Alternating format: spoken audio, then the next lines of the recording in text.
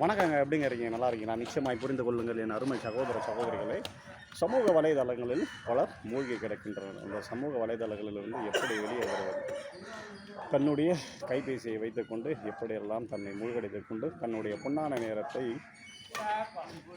தொலைத்து எதற்காக வாழ்கிறோம், ஏன் வாழ்கிறோம் என்று எண்ணாமல் ஒரு நாளில் 24 மணி நேரத்தில் நாம் முழித்திருக்கும் அந்த 18 மணி நேரத்தில் கிட்டத்தட்ட 10-12 மணி நேரம் வெறும் கைபேசியை வைத்துக்கொண்டே தன் வாழ்வினை தொலைத்து விடுகின்றன. ரீல்ஸ் மற்றும் இதர சமூக வலைதளங்களில் வரும் காணொளிகளை பார்த்து எதற்காக தன்னுடைய அந்த கோல் என்று ஆங்கிலத்தில் சொல்வார்கள் அதை விட்டு ஏதோ வழியில் அந்த கைபேசியை எடுத்தவுடன் நிலை மாறி தன் மனது நிலை மாறி நிச்சயமாக உங்கள் அந்த கோல் என்ற வாக்கியத்தை மறந்து நீங்கள் வழி தவறி சென்று விடுகிறீர்கள் என்பதுதான் நிச்சயமான உண்மை. கைபேசி என்பது ஒரு உதவிக்காக, உங்களுடைய மற்றவர்களிடம் பேசுவதற்காக, தேவையான கருத்துக்களை எடுத்துக்கொள்வதற்காக மட்டுமே அன்றி நீங்கள் அதில் மூழ்கி விடுவதற்காக அல்ல.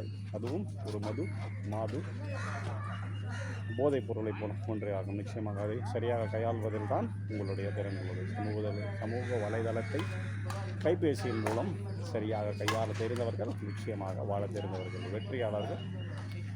அவர்களே நிச்சயமாக முன்னேறக்கூடியவர்கள். ஆகையால் சமூக வலைதளத்தில் மூழ்கி கிடக்கும் என் அருமை சகோதர சகோதரிகளை எழுந்திருங்கள், வெளியே வாருங்கள், தேவையானவற்றை மட்டும் பார்த்து சந்தோஷம் அடையுங்கள். தேவையில்லாதவரை ஒதுக்கி உங்களுடைய கோல், உங்களுடைய இலக்கு என்ன என்பதை தீர்மானித்து அதை நோக்கி பயணிங்கள். செய்வீர்களா?